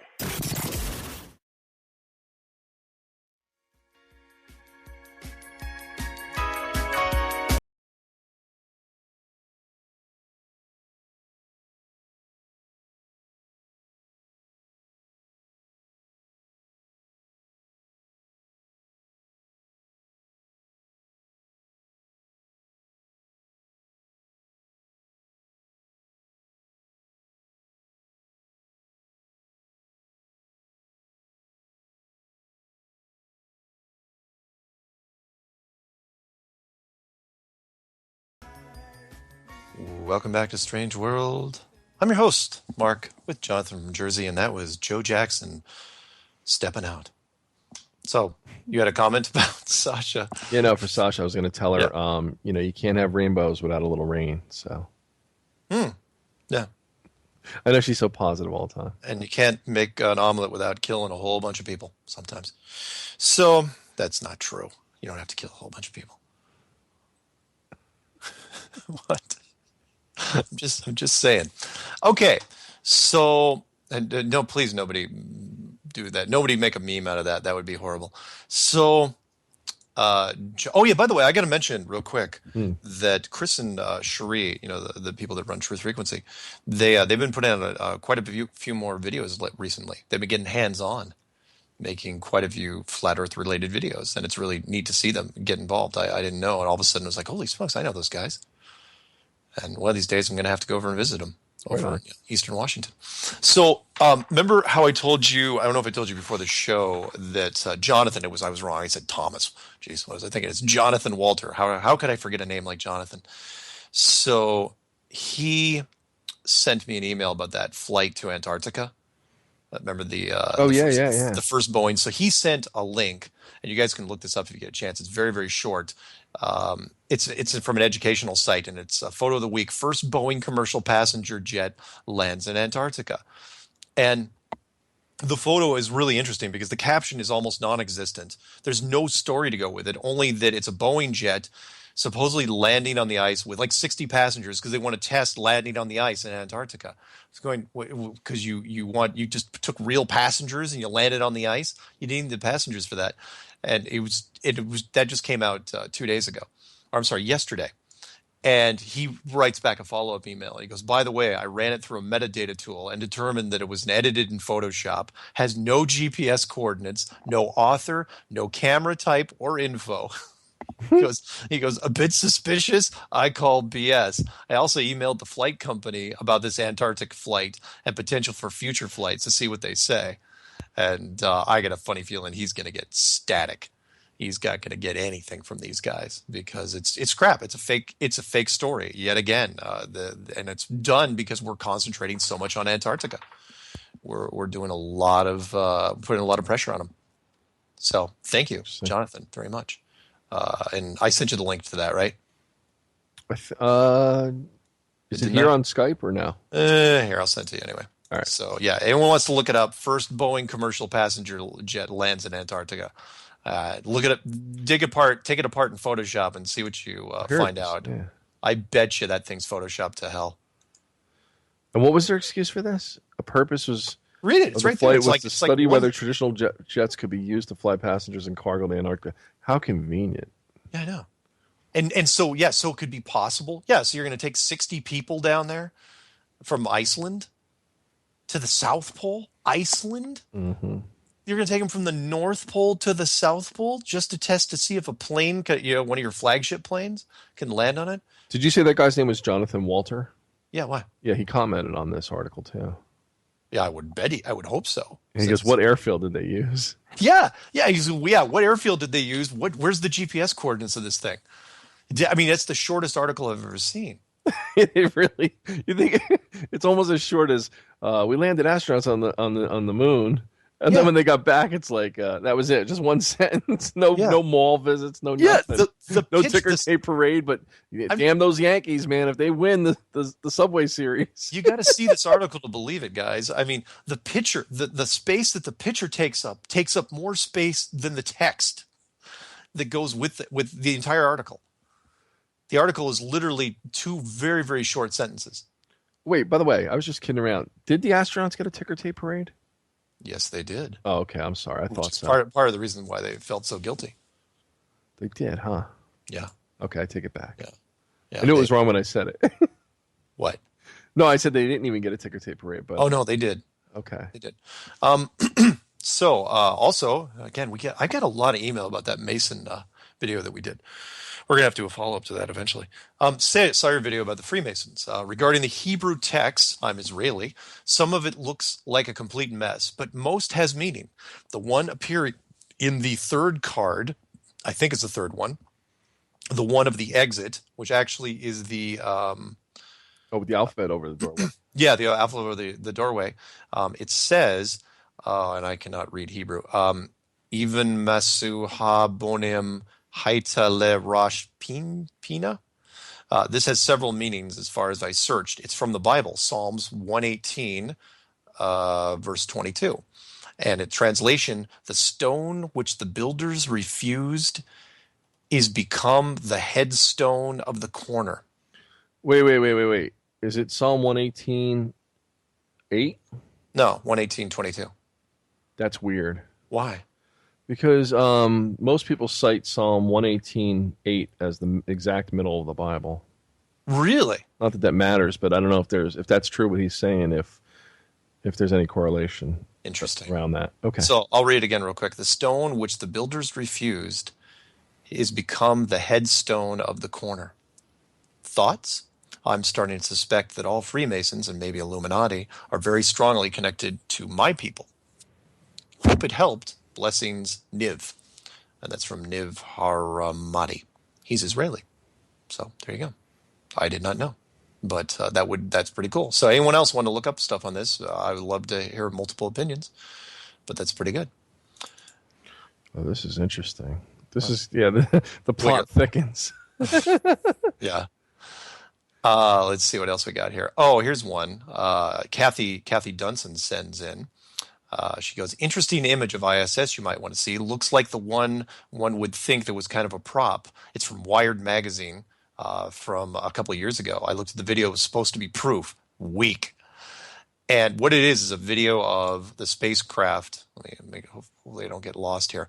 Spacewalking astronauts seen with a backyard telescope.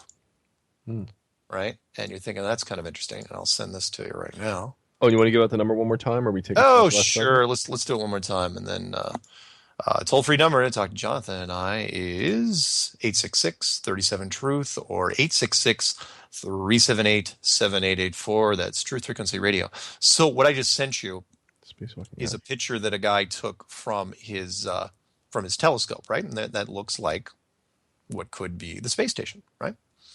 But what was interesting was they said in reviewing the photos he shot, he saw a few bright pixels appear precisely where the work was going on, exactly the moment it was being conducted. In other words, he was looking at an astronaut. Now, it's not like you could see it was an astronaut. All you saw were a couple pixels moving on the camera. But that's what they passed off as an astronaut, was a couple pixels moving. Basically, 8-bit astronauts, is like I like to call them. So let's move on. There's how many people on the planet? 7 billion plus. Somebody is going to stumble upon the truth. Yeah, somebody will. It's just law of averages. I mean, they'll trip upon it. Absolutely, they will. Kind of like that Peter Sellers movie that that was a good one.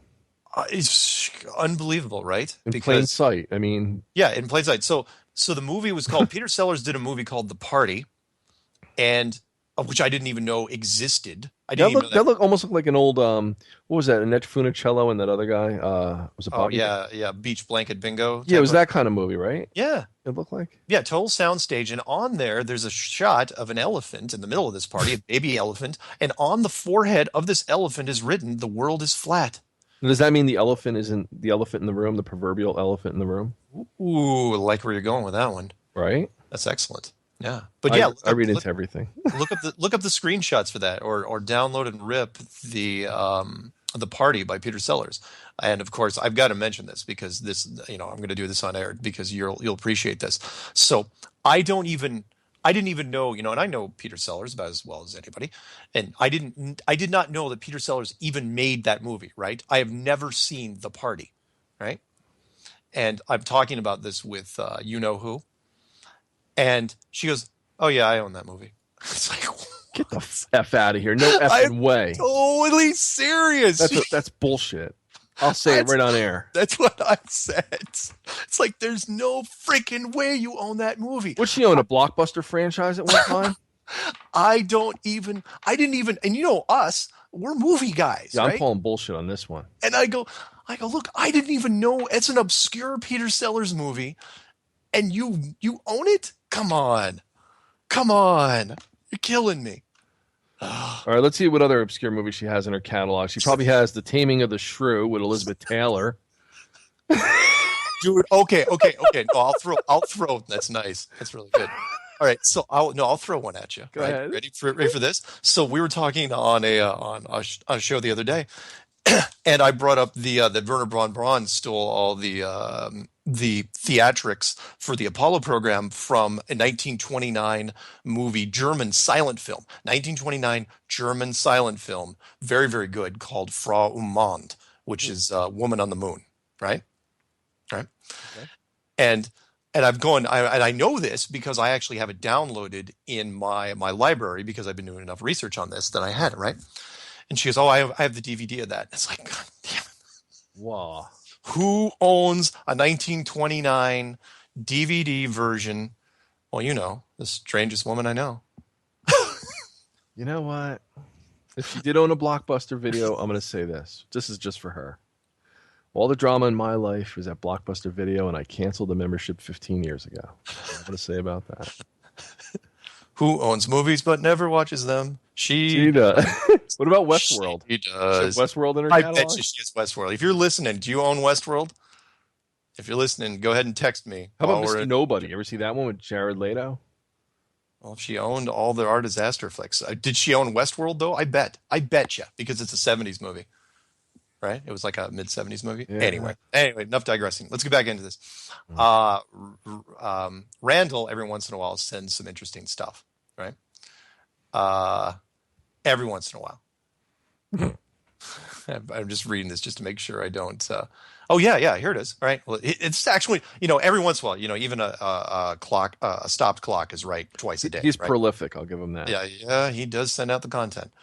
And that is, he's an avid listener to all the flat earth stuff, and man, does he scours the internet. Right. looking for stuff. He will probably stumble over this once or twice, over the good stuff. So he goes, one of those damn feelings just hit me again. Okay, now let's say that Satan, Lucifer, the Royals have tried everything they could think of to get out of this enclosed structure. They've searched the ground foundation. They've gone to the bottom of the oceans. They've mapped out the ice ring. They've nuked the firmament. They've mapped the ether or space. And now have enlisted the hive mind, the internet hive mind, what we were just talking about, to find the entrance that is buried in the ground. They are hoping we find X that marks the spot. Just some more 2 cents that came from me from nowhere. God bless. Randall. Wow. You know what I say to that if the powers that be are listening? I'm not in here with you. You guys are in here with me. That's great. I know exactly where we're going with that scene. Yeah, that's a great scene from Rocket, played by Bradley Cooper. No. Watchmen. That's right. Rorschach in the prison. You're absolutely right. I'm sorry. Rocket stole that line then from Rorschach. Oh, is that right? Watchmen. Yeah, he used that line in the Guardians of the Galaxy. Well, I guess he would, yeah, because isn't that the same guy who did the Watchmen? Isn't that the same artist? No, different voice. Oh, okay. No, the same artist that drew that comic. Oh, could be. Yeah. Yeah, you're absolutely right. I could see him reusing that material. Sure. Why not? Oh, do we have any calls? Anybody? I will look and no. Okay. I've got a few more emails, and let me see if there's anything that kind of... This is a guy that wrote it. I'm not going to read his whole letter, but it's from a guy named Raymond Goodwin. And he's got quite a backstory, but I only want to read the stuff that he talked about recently, which was, he said... he was doing protocol for high-profile magnitude projects such as straightening the Grand River from Chillicothe, Missouri to Gallatin, Missouri, reconstruction of all protective levees, or building the Lake Viking flood control structure with 650-plus acres of surface water and 21 miles of shoreline. Have designed surveys from a benchmark. Remember, that was what the career surveyor was talking about, benchmarks. He goes, benchmarks are absolute, a point that is known, certain, perpetual, and tied to elevation above sea level. Surveys took months with orientation, 0 degrees set on magnetic north, and the circuit closed back to the original benchmark. We drafted and designed flood routing hydrology based on 50 to 100-year storm frequency, manning formulation and plotting blueprints on the AutoCAD for open contractor site showing and bidding. Throughout rural Missouri, there are arbitrary benchmarks. Usually a farmer can guide you there. If not, locations are recorded by legal description and available at the courthouse. These benchmarks look like headstones at cemeteries that mow over them. I was told these benchmarks were established by the CCC back in the 40s. They were flush concrete circles approximately 2 feet in diameter with an inlaid steel badge and inscription, USGS certified, like 741 feet above sea level. Our surveys began and ended on the benchmark that was closest proximity to the project. Elevation above sea level on any and every ocean is only relevant on a flat Earth with water and equilibrium. On a globe, you might as well take your benchmark reading on the back bumper of a Buick parked in the ghetto. On a globe Earth, the relevant measurement would be elevation above outer crust plus radius of the Earth to the center core. Furthermore, it would be interesting to gain access to the top of 2 skyscrapers in Chicago, drop neon-weighted plumb bobs off the top of the Sears Tower, John Hancock, or the new Trump Tower, then set up an instrument where both could be seen and sighted from a central location. No reading is necessary. If both plumb bobs were perfectly parallel to the vertical crosshairs in the scope, there's your proof. Sincerely, Ray Goodwin. So thank you, Ray. That's a great little test. And again, another surveyor. And that made me think of those land arrows across America. They're made out of concrete. You ever seen those? Yeah. I just sent you a link. Yeah, I never even knew about these things. Yeah. But it makes you wonder who surveyed and what reasons they put these things out there. Different than what they say that they're for. Yeah. Yeah, agreed. Let me see what else we got. Oh, right. You sent me the first. Again, remember how you and I were kind of joking about like it sped up to the point. I wasn't kidding. Go back and look at my recordings where I said it's just going to get worse and worse. That they're just going to release space stories every single day in hopes they could just keep people sane. I mean, you're fighting. You're fighting a losing battle, but that's the only move you got. It's just throwing it out there. It's like we're doing stuff in space. We're doing stuff in space. Don't look at that flat Earth. There's nothing to see here. And then you sent me the dark side of the moon photo from China. I love how it doesn't even look round or like a sphere. It looks flat. Yeah. Like artwork. Yeah. Like you could make it spherical and bulbous or anything. Well, here's the other interesting thing is why is China releasing the photo of the dark side of the moon? Right. Didn't we just take a shot of the dark side of the moon in that South Park animation that they, where the moon passing in front of the Earth? How is China now doing this? Yeah, and not just that. When you look at it, I'm always thinking to myself, well, what are the optics on these damn things that are taking this kind of clarity and crispness? And you know what I'm saying? Like, what is this, like f/50? Like, what kind of lens is this? Yeah. It's perfectly focused while this craft is moving. Yeah. I mean, there's plenty of light, of course, if it was lit by the sun, but still. Yeah. The detail doesn't make sense. You have a depth of field. There should be some blurriness. It shouldn't be crisp across the whole image like that. Yeah, agreed. I don't know. Oh, and by the way, I figured out a couple settings, because Windows 10 was playing havoc with my live movie maker. But I figured out if I took the resolution down to mobile device size of any movie clips, I can actually include them. So for the YouTube version of this, you will see the astronaut recruitment video, which, where the head of NASA comes out in that 30-second commercial and says, "I'm recruiting for NASA. We're the best and brightest, blah, blah, blah," which again is another space story because, of course, they have to be legit if they're going to allow people to apply for NASA. So like you and I, we could apply for NASA. So what they're doing now is different is they're taking applications. Oh, yeah, they're going to be burned, of course, but they're still taking applications because that makes it think like, well, if I can apply for NASA, then they have nothing to hide, right? Very clever. I'm also including in the slides. I'm including a couple animations. One is the Galileo 1990. You'll see that every once in a while showing up where the Earth is rotating in space. You're thinking, well, what's so special about that? That's the one that Matt Boylan pointed out, that the weather doesn't morph over 24 hours. So the Earth spins around and nothing happens to the weather. And you got two calls back to back, just like do I? Oh, okay. Hit me. What do we got? Let's do it. First caller, you're on. Hello, guys. Hey. It's Mark from New York. I called a couple of weeks ago and told you ruined my vacation. Cool. What's going on? Hey, not much. I was just calling. I wanted to agree with you about NASA. They're definitely scrambling. Yeah. I have the Twitter feed, and every day there's something absurd that comes out. It's just ridiculous. Yeah, totally agree. They have no idea what to do next. So the only thing they can do is just create stories. In fact, the creation department has just got to be working overtime. Yeah, it's horrible. Yeah. And I'm so excited you're going to talk to Stanton Friedman. I absolutely love that guy. I read like 3 of his books. And it's funny because, that's the whole chain of events. You start at 9/11, you go to UFOs, you blah, blah, blah, and you end up here. Yeah. I'm hoping I can take him with me. I'm hoping Mark. I was gonna say I hope Mark comes at him real strong, like Brad Pitt in the opening of Troy. Wow. takes a running leap and takes him out at the carotid artery. All right. Nice. The carotid artery. Great. Anything else? Yeah, real quick. One more thing. One thing that Stanton always says, and maybe you want to cut him on it, he always says NASA is never a straight answer. That's like his go-to line about NASA. Ooh. So I don't know if that would help you. Maybe, absolutely, it's going to help me. Yeah. No, thank you. I'll make sure I look that up. Says, I was thinking about it for days and trying to get to you to let you know that one. Ooh, nice. Thank you. That's very helpful. Definitely. Never a straight answer. Great. Outstanding. All right. Thank you very much, man. Keep up. Bye. All right. Have a good one. Bye.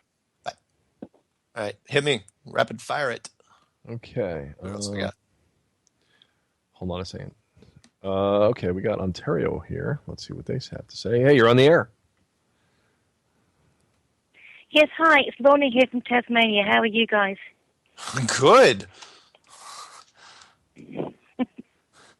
What's on your mind? I wanted to let you guys know that things are really heating up down here in regard to Antarctica. I posted on my Facebook today.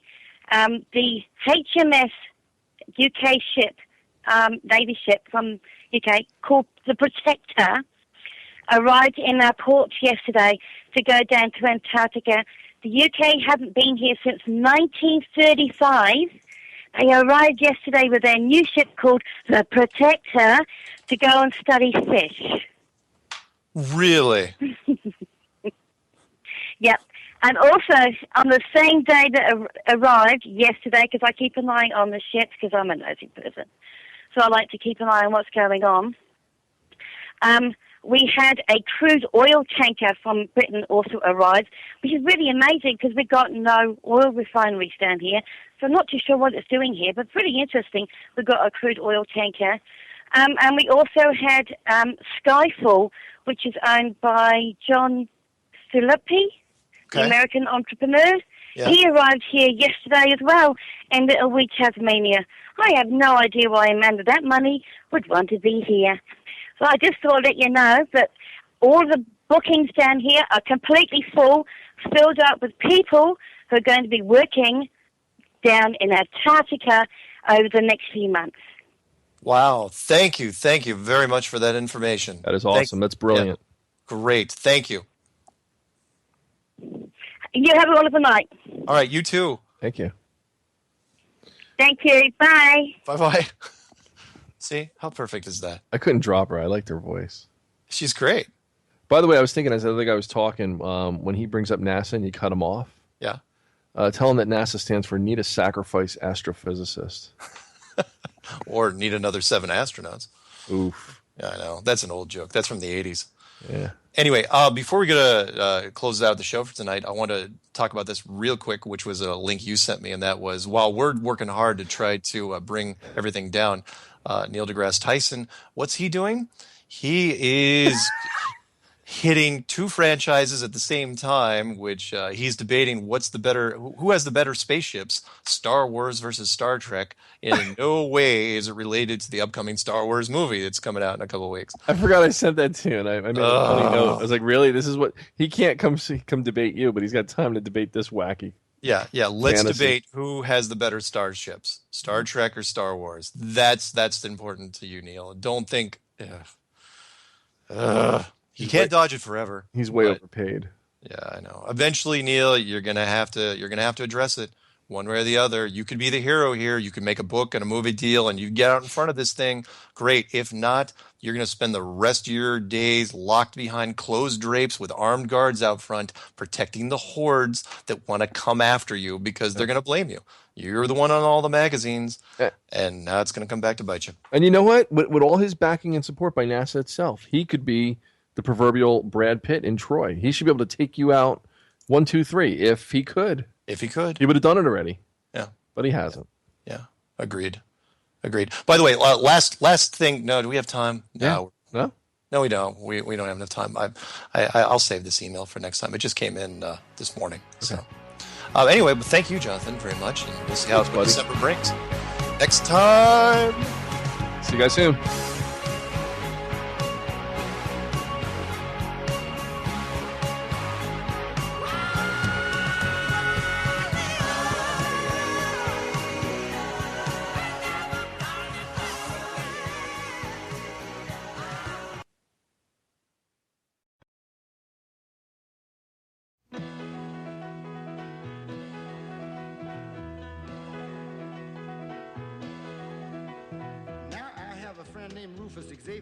Sargent, and I could say that Rufus found a kangaroo that followed Rufus home, and now that kangaroo belongs to Rufus Xavier Sargent. I could say that, but I don't have to, because I got pronouns. I can say he found a kangaroo that followed him home, and now it is his. You see, he, him, and his are pronouns replacing the noun.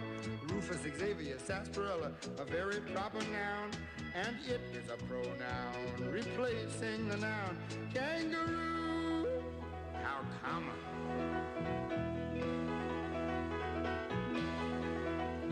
Now Rufus has a sister named Raffaella Gabriella Sarsaparilla.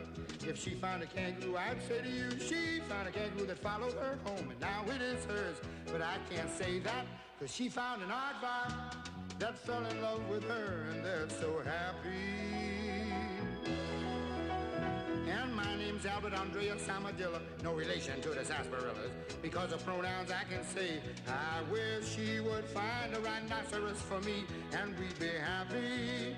You see, a pronoun was made to take the place of a noun, cause saying all those nouns over and over can really wear you down. Now I can tell you Raffaella Gabriella and Rufus Xavier Sarsaparilla and Albert Andrea Samadilla found an aardvark, a kangaroo, and a rhinoceros. And now that aardvark and that kangaroo and that rhinoceros belong respectively to Raffaella Gabriella Sarsaparilla and Rufus Xavier Sarsaparilla and Albert Andrea Samadilla. Because of pronouns I can say in this way, we found them and they found us, and now they are ours and we're so happy. Thank you, pronouns. You see, a pronoun was made to take the place of a noun, cause saying all those nouns over and over can really wear you down.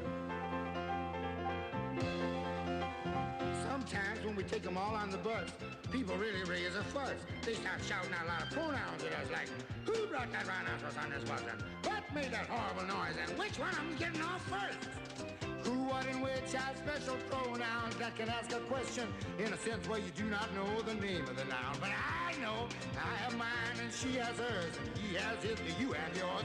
They love us and we love them. What's ours is theirs, that's how it is with friends. And pronouns, you are really friends, yeah. Cause saying all those nouns over and over can really wear you down.